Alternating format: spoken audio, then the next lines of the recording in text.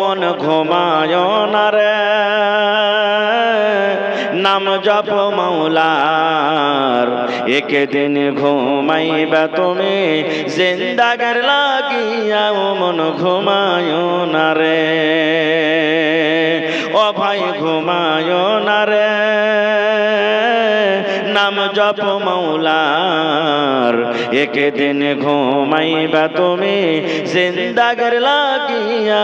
মন ঘুমায় না রে, একদিন ঘুমাইবা তুমি কবরের মাঝার। মন ঘুমায় না রে। আল্লাহর যত নবী এলেন এ দুনিয়া মাঝার, একে একে সব চলে গেলেন, একে একে সব চলে গেলেন কবরের মাঝার। ভাই ঘুমায় না রে, একে একে সব চলে গেলেন কবরের মাঝার। ভাই ঘুমায় না রে। নারে তাকবীর। ভাই আমার وأشهد أن لا إله إلا الله وحده لا شريك له وأشهد أن محمدا عبده ورسوله أما بعد فإن خير الحديث كتاب الله وخير الهدي هدي محمد صلى الله عليه وسلم وشر الأمور محدثاتها وكل محدثة بدعة وكل بدعة ضلالة وكل ضلالة في النار. أعوذ بالله من الشيطان الرجيم. بسم الله الرحمن الرحيم.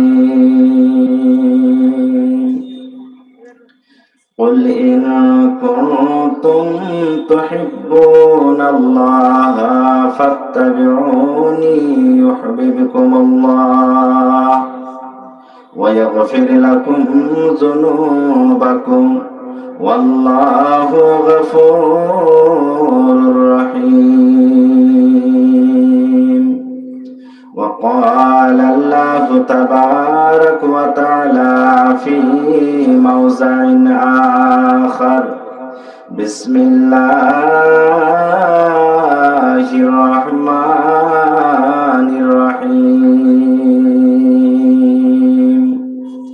وما آتاكم الرسول فخذوه وما نهاكم عنه فانتهوا.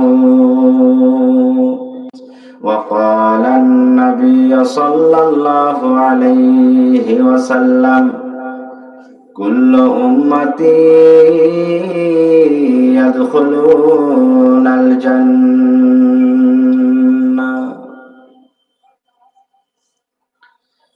আজ না হয় কাল তুমি যাইবা কবরে, যাওয়ার সময় দেখবে চেয়ে গো তোমার সবই রইবে পড়ে। যাওয়ার সময় দেখবে চেয়ে গো, আজ না হয় যাওয়ার সময় দেখবে চেয়ে গো তোমার সবই রইবে পড়ে। যাওয়ার সময় দেখবে চেয়ে গো। নানা গেল দাদা গেল কেউ এলো না ফিরে, নানা গেল দাদা গেল কেউ এলো না ফিরে, কবরে যাইতে হবে গো ভাইজান অন্ধকার কবরে, কবরে যাইতে হবে গো। আজ না হয় কাল তুমি যাইবা কবরে, যাওয়ার সময় দেখবে যে গো তোমার সবই রইবে পড়ে, যাওয়ার সময় দেখবে যে গো। ঘর করলা বাড়ি করলা চলো গাড়ি করে, ঘর করলা বাড়ি করলা চলো গাড়ি করে, হঠাৎ আজরাইল সামনে খাড়া গো চলো অন্ধকার কবরে, হঠাৎ আজরাইল সামনে খাড়া গো। আজরাইল বলবেন আর দেরি নয় চলো তাড়া করে, আজরাইল বলবেন আর দেরি নয় চলো তাড়া করে, কোনো কথা শুনিবে না গো নিবে কলিজাটা ছিঁড়ে, কোনো কথা শুনিবে না গো। আজ না হয় কাল তুমি যাইবা কবরে, যাওয়ার সময় দেখবে চেয়ে গো তোমার সবই রইবে পড়ে, যাওয়ার সময় দেখবে চেয়ে গো। আজরাইল বলবেন আর দেরি নয় চলো তাড়া করে, কোনো কথা শুনিবে না গো নিবে কলিজাটা ছেড়ে, কোনো কথা শুনিবে না গো। ছেলে মেয়ে বলবে বাবা কিভাবে যাও ছেড়ে, বাবা বলে ডাকবো কারে গো বাবা এ ভুবন সংসারে, বাবা বলে ডাকবো কারে গো। ছেলে মেয়ে বলবে বাবা কিভাবে যাও ছেড়ে, বাবা বলে ডাকবো কারে গো বাবা এ ভুবন সংসারে, বাবা বলে ডাকবো কারে গো। আজ না হয় কাল তুমি যাইবা কবরে, যাওয়ার সময় দেখবে চেয়ে গো তোমার সবই রইবে পড়ে, যাওয়ার সময় দেখবে চেয়ে গো। নারে তাকবীর। আজকে জালসার যোগ্যতম শ্রদ্ধেয় সভাপতি সাহেব, উপস্থিত উলামায়ে কেরাম, সামনে বসে থাকা ইসলাম দরদি দিন দরদি ভাই ও বাবাজিরা, পর্দানশীন মায়েরা এবং খালারা, সমস্ত তারিফ ও গুণগান সেই মহান আল্লাহ তাবারাক ওয়া তাআলার জন্য, যে মহান আল্লাহ তাবারাক ওয়া তাআলা আজকে আমাদেরকে এই জহিবনা তাবলীগি জালসায় বাড়ি ঘর ছেড়ে, নরম বিছানা গরম বিছানাকে ছেড়ে এই পিন্ডালের নিচে একত্রিত হয়ে বসে কিছু বলার ও শোনার তৌফিক দিয়েছেন, তাই আমরা সে আল্লাহর প্রশংসা করি। সকলেই পড়েন আলহামদুলিল্লাহ, জোর করে পড়েন আলহামদুলিল্লাহ। তারপর আমাদের শেষ নবী হযরত মুহাম্মদুর রাসূলুল্লাহ পড়েন সাল্লাল্লাহু আলাইহি সাল্লামের উপর অগণন দরুদ শরীফ শান্তির ধারা বর্ষিত কামিন। আল্লাহুম্মা সাল্লি আলাইহি আল্লাহুম্মা বারিক আলাইহি। বন্ধুগণ, আজকে আমি আপনাদের সামনে কোরআন মাজিদের দু জায়গা থেকে দুটো আয়াত তেলাওয়াত করেছি এবং আল্লাহর নবী মুহাম্মদ সাল্লাল্লাহু আলাইহি ওয়াসাল্লামের একটি হাদিস পাঠ করেছি। সে আয়াত এবং হাদিসকে সামনে রেখে আমি আমার বক্তব্য ইতি করব। আমা তাওফীকি ইল্লা বিল্লাহ। আল্লাহর কাছে দোয়া করি রব্বুল আলামিন আমি যা কিছু বলবো যেন সেই হাদিস এবং কোরআন থেকে বলতে পারি এবং তার প্রতি ছোট বড় সকলে যেন আমরা আমল করতে পারি, তার জন্য আল্লাহ আমাদেরকে তৌফিক দেন। পড়ুন আল্লাহুম্মা আমিন। ভাই, আমরা জালসা শুনতে এসেছি। জালসা কমিটি বহু টাকা খরচ করে এই জালসা লাগিয়েছেন, আর এই জালসার পিছনে কত চেষ্টা মেহনত করতে হয়েছে আপনারা জানছেন। তবে মোটামুটি আমার জানা মতন মনে হয় আসরের পর থেকে এই প্রোগ্রাম শুরু হয়েছে, আর আমার পর আরো একজন বক্তা আছেন, ওইটাই মনে হয় শেষ বক্তা। শেষ শুনে আপনারা বাড়ি চলে যাবেন। তবে শোনাটা বড় কথা নয়, শুনতে এসেছি, শোনার পর কিছু নিয়ে যাব। কিছু মানবো, আমল করব, যদি এই নিয়তে উদ্দেশ্য এসে থাকেন তাহলে কিন্তু নেকি পাবেন। আর যদি আপনি বলেন যাচ্ছি শুনবো, কার কেমন ওয়াজ নসিহত হয়েছে শুনবো, শোনার পর যেমন হবে তেমন দেখা যাবে, এই নিয়তে যদি এসে থাকেন তাহলে কিন্তু আপনার এই সময়টা ব্যর্থ হয়ে গেল, বেকার চলে গেল। কত ভাই তো এই নিয়তে এসেছেন, যাবো মেলা ঘোরা হবে, জিলাপি খাওয়া হবে, ঝালমুড়ি খাওয়া হবে, পাঁপড় খাওয়া হবে, ঘোরাফেরা করে চলে যাব। যে ভাই সারা জীবন তো আমরা বাজার ঘুরছি, ঘোরাফেরা করছি, কিন্তু আজকে কিছু শুনতে এসেছি। ভাই আমার, আজকে আমি আপনাদের সামনে যে বিষয় নিয়ে আলোচনা করব সেটা হলো মুহাব্বত, ভালোবাসা। সেটা হলো কি? মুহাব্বত, ভালোবাসা। ভালোবাসার কয়েক প্রকার আছে। বাপ নিজের বেটাকে ভালোবাসে, বেটা নিজের বাপকে ভালোবাসে, আদর করে। স্বামী স্ত্রীর মহব্বত ভালোবাসা আছে, ছেলে মেয়ের ভালোবাসা আছে, মা বেটার ভালোবাসা আছে, ভাই ভাইয়ের ভালোবাসা আছে। এরকম ধরনের কয়েক প্রকার ভালোবাসা আছে। কিন্তু আমি আজকে এমনই একটা লোকের কথা বলবো, বা এমনই একজন আল্লাহ তাবারাক ওয়া তাআলা আমাদের জন্য যে পাঠালছিলেন তার কথা বলবো, যে যাকে ভালোবাসতে গেলে আল্লাহ তাবারাক ওয়া তাআলা আমাদেরকে জান্নাত দান করবেন ইনশাআল্লাহ। সেই লোকটাকে বলতে পারবেন আপনারা? যে মুহাম্মদ সাল্লাল্লাহু আলাইহি সাল্লাম। মুহাম্মদ সাল্লাল্লাহু আলাইহি সাল্লাম আমাদের আখরি নবী, আমাদের শেষ নবীর নাম কি? আমার সাথে একটু কথা বলবেন, আর খেনি টেনে যদি মুখে থাকে তো একটু আপনারা পার তলাতে ফেলে দেন, কিন্তু কথা বলবেন। আমাদের শেষ নবী আখরি নবীর নাম কি? মুহাম্মদ সাল্লাল্লাহু আলাইহি সাল্লাম। এটাকে মনে রাখবেন ভাই, মুসলমানকে এটা জানা দরকার, মানে ফরজ। আল্লাহ রাসূল সাল্লাল্লাহু আলাইহি সাল্লাম বলেছেন, যখন একটা লোক মারা যায়, কবরে যখন তাকে লোকজনে রেখে আসেন, তাকে তিনটে প্রশ্ন করা হয়।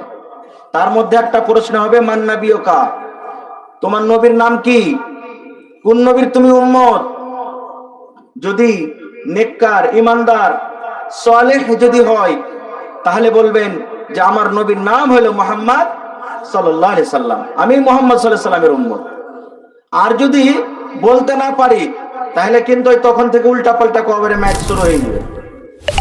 তো ভাই আমার, সেই নবীকে যদি আমরা ভালোবাসতে পারি তাহলে আমাদের কি লাভ আছে, এবং যদি আমরা ভালো না বাসি তাহলে কি ক্ষতি আছে, এই দুই পয়েন্টে আপনাদের সামনে কথা বলবো।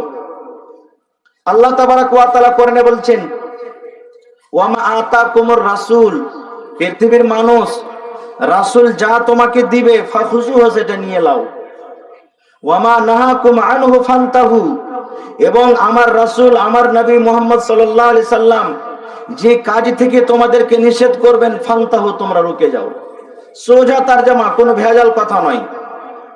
আল্লাহ বলছেন পৃথিবীর মানুষ, আমার নবী যা দিবেন তোমরা নিয়ে নাও, আর যেই কাজ থেকে তোমাদেরকে নিষেধ করবেন, ফান্তাহু, রুকে যাও।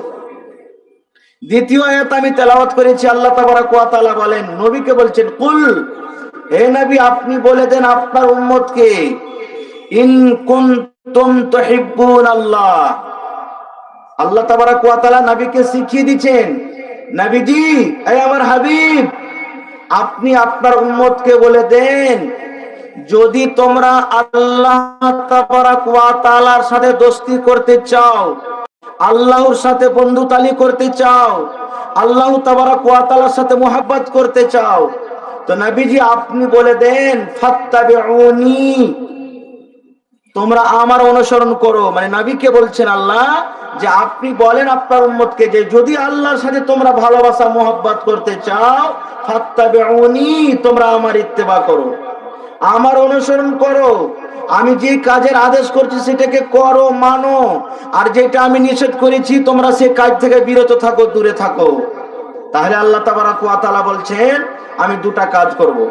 যদি আমার হাবিব, আমার নবীর পৃথিবীর মানুষ তোমরা অনুসরণ করতে পারো, ইত্তেবা করতে পারো, আমি আল্লাহ ওই লোকগুলোর জন্য দুটা কাজ করব। প্রথম কাজ কি করব? ইউহিব্বুকুমুল্লাহ, আমি আল্লাহ ওই লোকগুলোকে ভালোবাসবো, আমি ওই লোকগুলোর সাথে দোস্তি করব, বন্ধুতালি লাগাবো। এবং দ্বিতীয় কাজ আমি করব কি, ওয়াগফির যুনুবাকুম, আমি আল্লাহ তাবারাক ওয়া তাআলা ওই লোকগুলোর জীবনের গুনাহ খাতাকে maaf করে দেব। সুবহানাল্লাহ। কেন? আল্লাহু গফুরুর রহিম, আল্লাহ তাবারাক ওয়া তাআলা মানুষের গুনাহকে maaf করনে वाला, रहम करने वाला।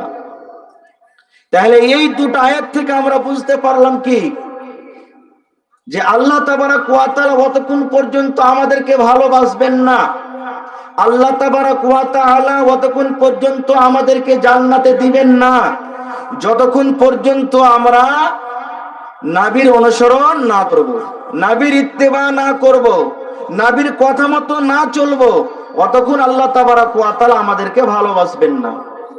এবার হাদিসে শুনেন, আল্লাহ রাসূল নিজে বলেছেন, কুল্লু উম্মতি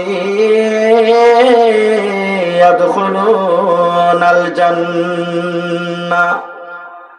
আল্লাহ রাসূল বলেছেন, এরে আমার উম্মত, জমিনের উপরে আকাশের তলাতে যত আমার উম্মত রয়েছে সব জান্নাতে যাবে। সহিহ হাদিস। নবী কি বলেছেন? কুল্লু উম্মতি ইয়াদখুলুনাল জান্নাহ। জমিনের উপরে আকাশের তলাতে যত উম্মত রয়েছে সব জান্নাতে যাবে, সব জান্নাতে যাবে যত আমার উম্মত রয়েছেন। তাহলে এই হাদিসটার টুকরা থেকে আমরা কি বুঝতে পারলাম? যারা নামাজ পড়ে ওরা নবীর উম্মত, যারা নামাজ পড়ে না ওরা নবীর উম্মত, যারা রোজা রাখে ওরা নবীর উম্মত, যারা রোজা রাখে না ওরাও নবীর উম্মত, যারা মদ পান করে ওরাও নবীর উম্মত, আর যারা মদ পান করে না ওরাও নবীর উম্মত, যারা আল্লাহকে মানে ওরাও নবীর উম্মত, আর আল্লাহকে যারা মানে না ওরাও নবীর উম্মত, যারা চুরি করে ওরাও আল্লাহর নবীর উম্মত, আর যারা চুরি করে না ওরাও আল্লাহর নবীর উম্মত। তাহলে সব কোটে কি জান্নাতে চলে যাবে? সব কোটে লোক জান্নাতে চলে যাবেন? যদি এরকমই হয় তাহলে মনটা কত খুশি হয়েছে। যাই, যারা নামাজ রোজা করে না, মদখোর, মদ পান করে বেড়ায়, ওরা তো মনে মনে খুব ভাবা চিন্তা করেছে, ওদের কলিজাটা 2 কেজি হয়ে গেছে মনে হয়। এত কষ্ট করে জালসা শোনা, নামাজ পড়ার দরটা কি? আল্লাহ রাসূল তো বলে দিয়েছেন আমার সব উম্মত জান্নাতে চলে যাবে। এ ভাই মুসলমান, আর একটু আগে চলেন, কে জান্নাতে যাবে? আল্লাহ রাসূল সাল্লাল্লাহু আলাইহি সাল্লাম প্রথমে বলে দিলেন, কুল্লু উম্মতি ইয়াদখুলুনাল জান্নাহ। জমিনের উপরে আকাশের তলাতে যত আমার উম্মত রয়েছে সব জান্নাতে যাবে, ইল্লা মান আবা। কিন্তু নবী বলে দিলেন, যারা আবা ওরা জান্নাতে যাবে না রে, জান্নাতে যাবে না। যারা আবা ওরা জান্নাতে যাবে না। আবা ছাড়া যত আমার উম্মত রয়েছে সব জান্নাতে চলে যাবে। শুধু আবা যারা ওরা জান্নাতে যাবে না, আবা ছাড়া জান্নাতে চলে যাবেন। আপনারা মনে মনে হয়তো চিন্তা ভাবনা করছেন, আবা কাকে বলে? আবা কাকে বলা হয়? কোন লোকেরাকে আবা বলা হয়? আরে মুসলমান, আল্লাহ রাসূল যখন এই হাদিস বয়ান করলেন, সাহাবীদের মধ্যে একজন সাহাবী দাঁড় হয়ে গেলেন। তারপর রাসূলকে প্রশ্ন করলেন, আল্লাহ নবী গো, আবা কাকে বলে? আপনি বললেন আমার সমস্ত উম্মত জান্নাতে যাবে, কিন্তু যারা আবা ওরা জান্নাতে যাবে না। তাহলে আবা কাকে বলে নবী গো একটু দয়া করে বলে দেন। আবা কোন প্রকারের মানুষরাকে বলা হয়? আবা কাকে বলে একটু বলে দেন। আল্লাহ রাসূল সাল্লাল্লাহু আলাইহি সাল্লাম বললেন, এই আমার যুবক নওজওয়ানেরা শুনেন, আল্লাহ রাসূল বলে দিলেন, মান আতানি দাখালাল জান্নাহ ওয়া মান আসানি ফাকাদ আবা। আল্লাহ রাসূল সাল্লাল্লাহু আলাইহি সাল্লাম বলে দিলেন, মান আতানি দাখালাল জান্নাহ। যারা আমার অনুসরণ করবে, আমার ইতাআত করবে, আমার ইত্তেবা করবে, আমার কথা মতো জীবনটাকে কাটবে, ওরা হলো আমার উম্মত, ওরা জান্নাতে যাবে রে। কিয়ামতের দিন রব্বুল আলামিন তাদেরকে জান্নাত দান করবেন। ওয়া মান আসানি ফাকাদ আবা। আর আমি নবী আমার কথা মতো যারা চলবে না, আমার যারা অনুসরণ করবে না, আমার ইত্তেবা করবে না, ওরা নিজের মন মতো নিজের জীবনটাকে কাটবে, নিজের মন মতন চলবে, নিজের মন মতন খাবে, শরীয়ত মানবে না, নবী মানবে না, কোরআন মানবে না, দ্বীন মানবে না, নিজের মতন জীবনটা কাটবে।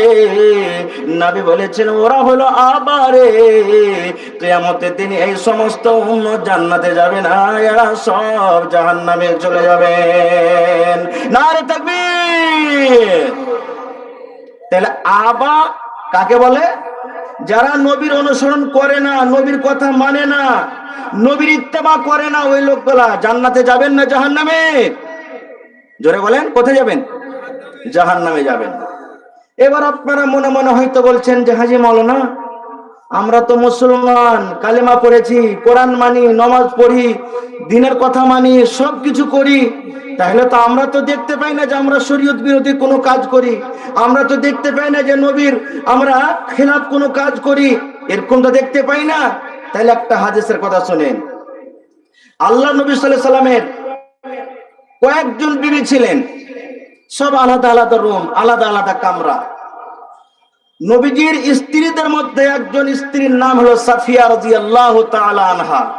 সাইজে একটু নাটা ছিলেন। আমরা যেমন কেউ একটু লম্বা, কেউ একটু মোটা, কেউ একটু পাতলা, কেউ ধলো, কেউ কালো, এই ধরনের সাফিয়া রাদিয়াল্লাহু তাআলা আনহা সাইজে একটু কালো, মানে নাটা ছিলেন। আমরা কথাতে কথাতে বলি না, আজি ওই লোকটাকে চিনো না? আরে জহিবনে ওই লম্বা লোকটা, জি যে তুমি কেমন মানুষ জি, চিনো না লোকটাকে জি? ওই যে একবারে দেখতে ছোট, নাটা খাটো, লোকটাকে চিনো না? কথাতে কথাতে বলি না। তা আল্লাহ রাসূল সাল্লাল্লাহু আলাইহি ওয়াসাল্লাম কোথা থেকে এসেছেন? এবার মা আয়েশা রাদিয়াল্লাহু তাআলা আনহা আল্লাহর নবীর একজন স্ত্রী, তো সাফিয়া রাদিয়াল্লাহু তাআলা আনহার ব্যাপারে কোনো কথা বলছেন তো নাটা বলে বলছেন।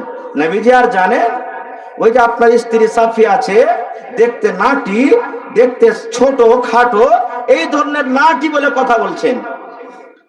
এবার নবীজি কথাটা শুনলেন, শোনার পর সুবহানাল্লাহ, বেদানার দানার মতন নবীর চোখ লাল হয়ে গেল, রাগে লাল হয়ে গেল। এবার নবীজি আয়েশাকে বলছেন, আয়েশা তুমি একটা লোককে নাটা বলেছো, একটা লোককে পাঁঠা বলেছো। আয়েশা তুমি শুনে রাখো, যারা নাটা ওরাও আল্লাহর তৈরি, যারা পাঁঠা ওরাও আল্লাহর তৈরি, যারা মোটা ওরাও আল্লাহর তৈরি, যারা পাতলা ওরাও আল্লাহর তৈরি, যারা কালো ওরাও আল্লাহর তৈরি, যারা সাদা ওরাও আল্লাহর তৈরি।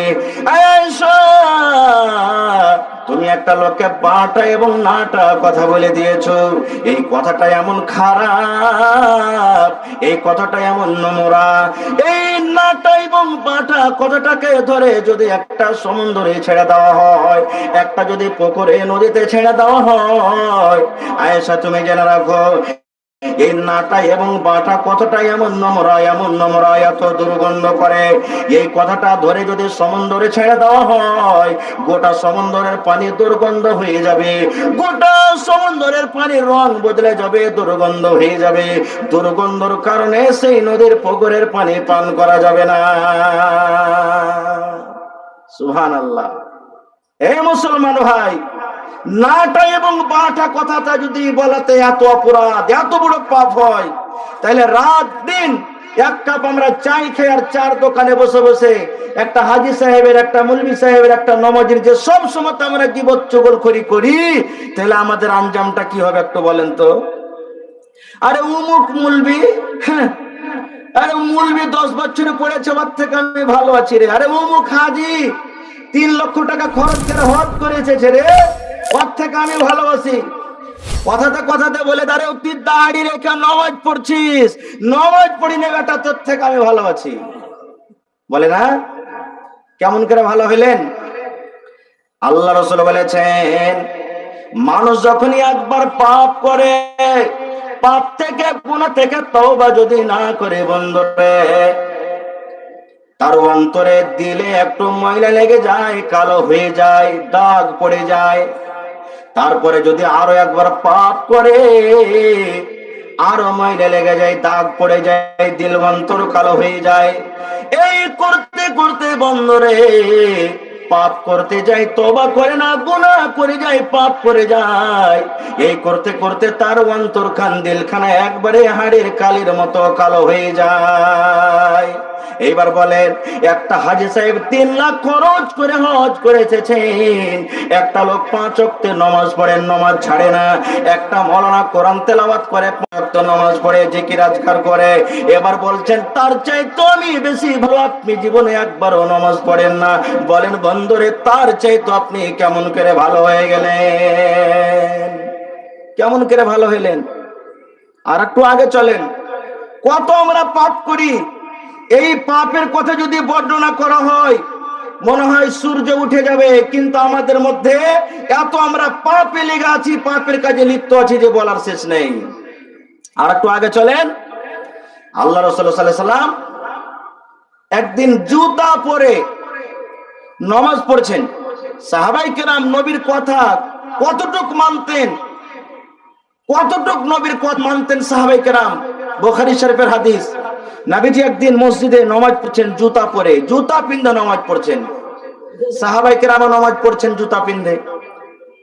এই হাদিসটা আপনারা কি মনে হয় নতুন মনে হবে? জি না, আজ থেকে 1400 1450 বছর আগের হাদিস এটা।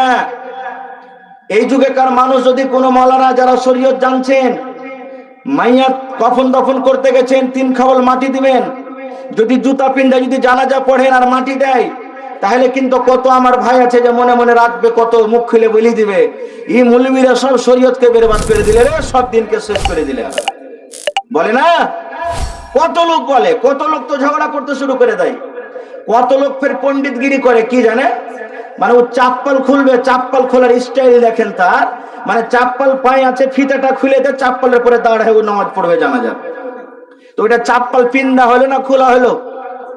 যদি খুলবেন তো ভালো করে খুলে 2 পার মাঝখানে রেখে দেন, আর যদি বলেন যে না আমি খুলবো, তো ভালো করে খুলে দেন, আমরা তো পরে থাকেন, আপনি দেখবেন যে আমার জুতা চাপ্পল ভালো আছে, ময়লা লাগা নাই, আপনি পরে আপনি নামাজ পড়তে পারেন। খৈর যা হোক, তো নবীজি জুতা পরে নামাজ পড়ছেন, সাহাবায়ে কেরাম নামাজ পড়ছেন, নামাজ পড়তে আছেন, পড়তে পড়তে হঠাৎ করে নামাজের হালাতে, নামাজ অবস্থায় নবী জুতা খুলে দিলেন, জুতা খুলে দিলেন নবীজি। সাহাবায়ে কেরামও পিছে মুক্তাদি হয়ে আছেন, নামাজের হালাতে নবীর দেখা দেখি সাহাবায়ে কেরামও জুতা খুলে দিলেন। নামাজ শেষ হলো, নামাজ শেষের পরে নবীজি মুক্তাদির দিকে ঘুরলেন, ঘোরার পর দেখছে ওরে সুবহানাল্লাহ, ই আমার সাহাবীরা তো সব জুতা খুলে দিয়েছে, ব্যাপারটা কি? নবীজি বলছেন, হাগো কি ব্যাপারটা, তোমরা জুতা কেন খুলেছো, কারণটা কি? আমি তো তোমাদেরকে জুতা খুলতে বলিনি। তো সাহাবায়ে কেরাম বলছেন, নবীজি আপনি জুতা খুলে দিয়েছেন, এই জন্য আমরা খুলে দিয়েছি। আমরা মনে মনে ভাবলাম যে আজ থেকে মনে হয় জুতা পরে নামাজ পড়াটা আল্লাহ তাবারক ওয়া তাআলা নিষেধ করে দিলেন, মানা করে দিলেন, এই জন্য আপনি যখন জুতা খুলে দিলেন তা আমিও জুতা খুলে দিয়েছি। এবার নবী কি বলছেন, এরে আমার সাহাবীরা, আমি যখন জুতা পরে নামাজ পড়ি, আল্লাহ তাবারক ওয়া তাআলার ফেরেশতা হযরত জিবরিল আলাইহিস সালাম আমার কাছে এসেছেন। আসার পর বললেন, নবী গো,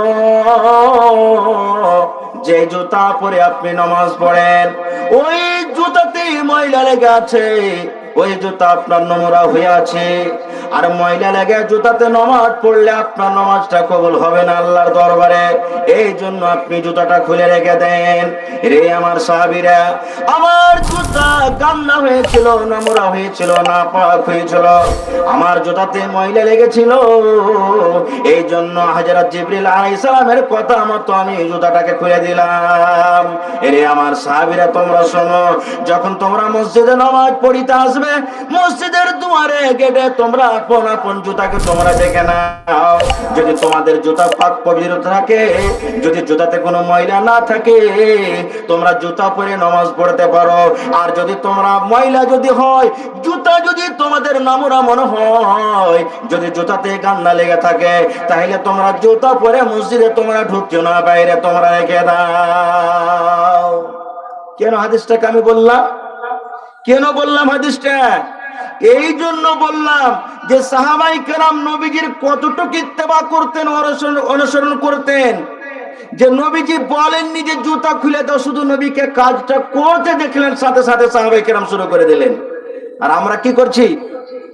এই এলাকাতে বছরে কম করে না হয়তো 40 থেকে 50টা তাবলীগী জালসা হয়েছে বা এমনি জালসা হয়েছে। প্রত্যেক জুমাতে আমরা খুতবা শুনি। কেন আমরা আমাদের মধ্যে পরিবর্তন আনতে পারি না? কেন নিজকে আমরা বদলাইতে পারি না? কারণটা কি? কেমন আমরা মুসলমান?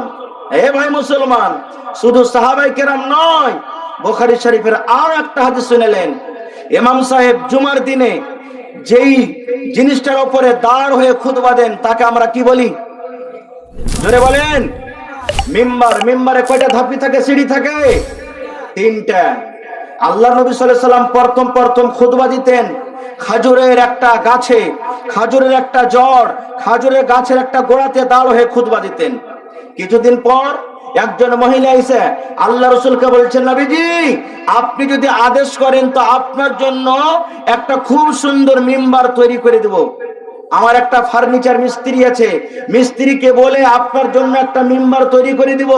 আপনি জুমার দিনে বা এরকমই দরকার মতন ওই মিম্বারের উপরে দাঁড় হয়ে খুতবা দিবেন, আর এই পুরাতন মিম্বারটাকে আপনি হটিয়ে দেন। রাসূল এই ইজাজত দিয়ে দিলেন, ঠিক আছে নিয়ে এসো। মিম্বার হাজির করা হলো। এরে মুসলমান, জুমার দিনে নবীজি খুতবা শুরু করে দিয়েছেন ওই পুরাতন মিম্বারে, ওই পুরাতন মিম্বার যেটাতে নবীজি দাঁড় হয়ে খুতবা দিতেন রে বন্ধু, ওই মিম্বারটাকে দূরে সরিয়ে দিয়েছেন।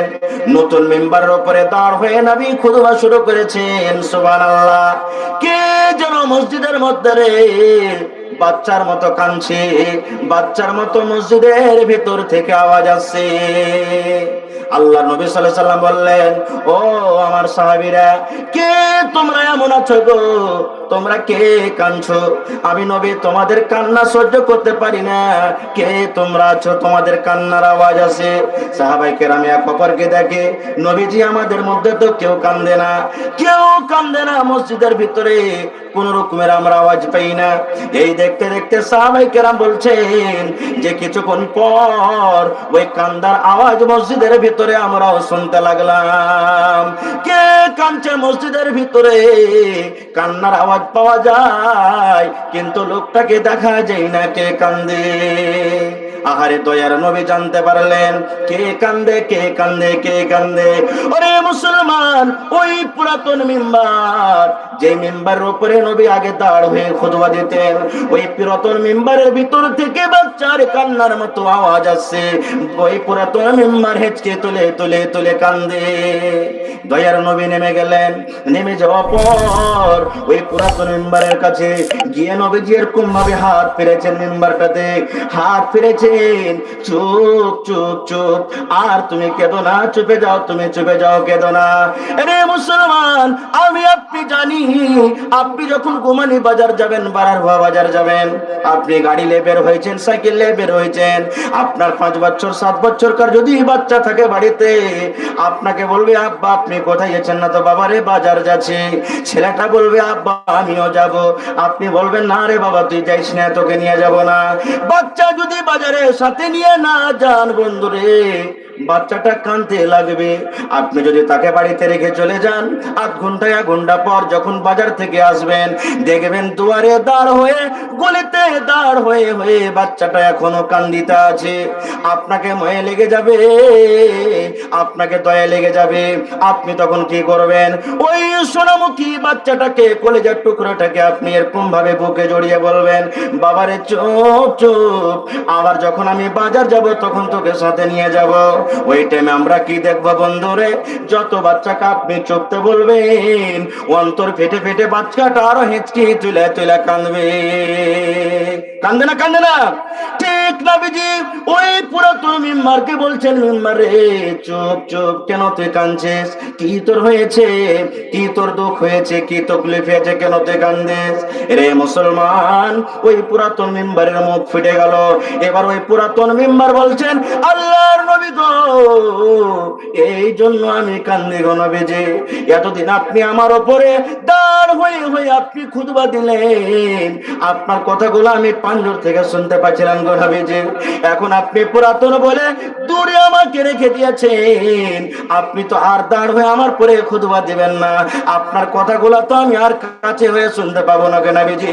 এই জন্য আমার অন্তরটা ফেটে গেছে, আমি সহ্য না করতে পেরে আমি কাঁদতে লাগলাম। আরে মুসলমান, কেন আমি হাদিসটা বললাম? একটা গাছের একটা পুরাতন মিম্বার, যার জন্য জান্নাত নাই, যার জন্য জাহান্নাম নাই, যার কিয়ামতের দিন হিসাব কিতাব হবে না, সেই নবীর জন্য, সেই নবীর কথা শোনার জন্য যদি এরকম ভাবে কান্দে পাগল হয়ে থাকে, রে মুসলমান, আপনি মানুষ আমিও মানুষ, আমার জন্য জান্নাত আছে, আপনার জন্য জাহান্নাম আছে, আমার জন্য কিয়ামতের দিন হিসাব হবে, আপনারও কিয়ামতের দিন হিসাব হবে। বলেন সেই আখির নবীর উম্মত আমরা, সেই নবীর কথা শোনার পর আমরা কতটুকু তার প্রতি মানছি আর তার ইত্তেবা করছি, ফয়সালা করে কতটুকু আমরা মানছি? মানি না তো, আমরা পা দিয়ে কুচিলে চলে যাচ্ছি। হায় রে আল্লাহ, আপনারা বলবেন হ্যাঁ এটা বিশ্বাস লাগে না, খো গাছ লোকড়ি কখন কথা কইতে পারে? জি, হাদিসের কথা কোনো গল্প কিসসা কাহিনী বলিনি। এর আগে আপনারা শুনেছেন, জানছেন, পড়েছেন, হযরত ইব্রাহিম আলাইহিস সালামকে আগুনে ফেলা হয়েছিল না হয়নি? জোরে বলেন, হয়েছিল। এবার আল্লাহ তাবারাক ওয়া তাআলা কি বলছেন? আগুনকে ডাইরেক্ট ইয়া নারু কুনি বারাদাও ওয়া সালামান আলা ইব্রাহিম। আয় আগুন, তোকে আমি তৈরি করেছি রে, তুই আমার হলে একটা মাখলুক, তোর কাম হলো মানুষকে জ্বালিয়ে দেওয়া, লোকরিকে জ্বালিয়ে দেওয়া, সবকিছুকে জ্বালিয়ে দেওয়া রে।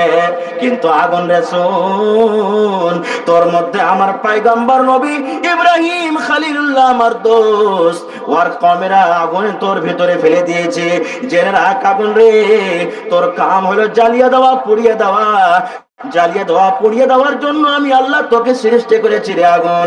কিন্তু শোন শোন শোন, আমি আল্লাহ তোকে আদেশ করে আগুন রে, আমার ইব্রাহিমের একটা পশম রুয়া পর্যন্ত না জ্বলে। জ্বলেছিল? জ্বলেনি। তাই কবি বলছেন, কত যত্ন বানায়াছ আল্লাহ আমার নবীকে, নবী আমার ইব্রাহিম ছিলেন, নমরুদ বাদশাহ আগুনে ফেলে, আগুন হইল ফুল বাগান, বেঁচে গেল নবীর পরাণ, আগুন হইল ফুল বাগান, বেঁচে গেল নবীর পরাণ, একটি পশম জ্বলল না, কত যত্ন বানায়াছ আল্লাহ আমার নবীকে, এত সুন্দর নবী, এতই প্যারা নবী, এত সুন্দর নবী, এতই প্যারা নবী, সর্বের সেরা আমার নবী, তাহার জোড়া নাই, কত যত্ন বানায়াছ আল্লাহ আমার নবীকে। নবী আমার মুসা ছিলেন, তোর পাহাড় নবী গিয়েছিলেন, খোদার নূরে পাহাড় জ্বলল, পাহাড় জ্বলে সুরমা হইল, খোদার নূরে পাহাড় জ্বলল, পাহাড় জ্বলে সুরমা হইল, তব আমার নবী মুসা জ্বলল না, কত যত্ন বানায়াছ আল্লাহ আমার নবীকে। নবী আমার মুহাম্মদ ছিলেন সাল্লাল্লাহু আলাইহি সাল্লাম। তায়েফের মাঠে নবী গিয়েছিলেন, পাথর খায়ে রক্তিত হইলেন, রক্ততে নবী রক্তিত হইলেন, পাথর খায়ে রক্তিত হইলেন, রক্ততে নবী রক্তিত হইলেন। তব আমার নবী বদুয়া করলেন না, কত যত্ন বানায়াছ আল্লাহ আমার নবীকে। এত সুন্দর নবী, এতই প্যারা নবী, সর্বের সেরা আমার নবী, তাহার জোড়া নাই, কত যত্ন বানায়াছ আল্লাহ আমার নবীকে। নারে তাকবীর। আর একটু আগে চলেন। আর আমরা কি পাপ করছি? আল্লাহ নবী মুহাম্মদ সাল্লাল্লাহু আলাইহি সাল্লাম বলেছেন, এই যে পায়ে টাকনা আছে, এটাকে টাকনা বলা হয়েছে। এই টাকনা থেকে নিচে যারা প্যান্ট লুঙ্গি পায়জামা পরবে, পুরুষেরা, মহিলারা নয়, মহিলারাকে টাকনা ঢেকে চলতে হবে, টাকনা ঢেকে থাকতে হবে। রাসূল বলেছেন, কোন